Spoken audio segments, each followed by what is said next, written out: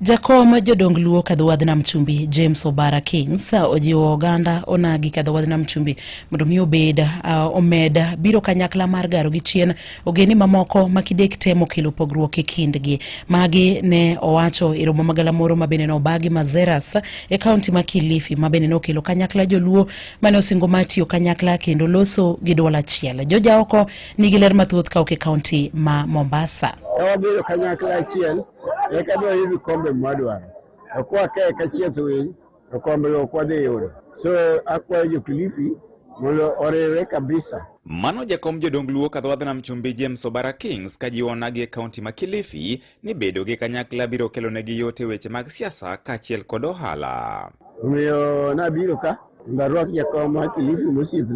Kane loso Mazeras e romo magalamoro mane okelo kanyakla onagi mawuok e kaunti ma Kilifi mar rwako jakom manyien e kaunti no Okoth Adero, Obara ne bende ojiwo nagi mondo mi omed siro migosi Raila Odinga. Kata ka Odinga wacho ni ok onyal kawo komni, lakini en ong'e kuma obuterowa.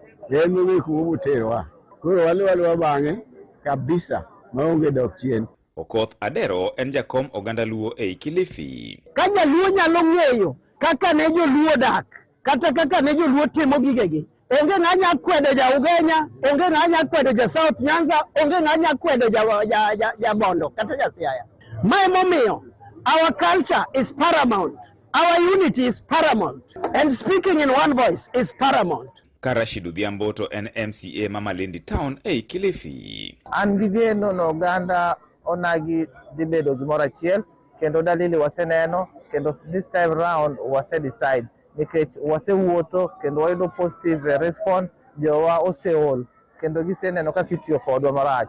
Koro wase decide wadhi bedo gimoro achiel. Kata ng'ama dhi dwaro ombulu marwa wadhi bedo kode mondo wawinjre kapok wagone ombulu. Wadwa ni wawinjore gi ji kapok wagone ombulu. Ok ni wagoni ombulu kok wabiro kwecho, kok wabiro saa. Wawinjore ni kwa wagoni ombulu to ang'o mwadhi yudo. Wach makamano ne bende osir lwedo gi Mikael Lilian Atieno mane ojiwo mine wetene mondo mi owuog oko mar laro kombe mag telo. To koro sani jomine oseng'e ni ginyalo, omiyo luoro mane nitie mag gender issues mane waluor ni joma chuo biro go wakumbo, ibiro wanyini kidhi to ng'ate mano mako badi. Wawe wechego, wang'e ni wanyalo, we are capable, ka sikul to wadhi. Ka rieko monyuol go jaluo to en jaluo te, obed mamiyo obed manyako. Omiyo wan joma wang'e ni wan capable to kendo ten leadership gi. Be koro wadwa kawo gi ka e one level kama nyaka kaunti malo. Ne Radio Ramogi e kaunti ma Mombasa, an George Aoko.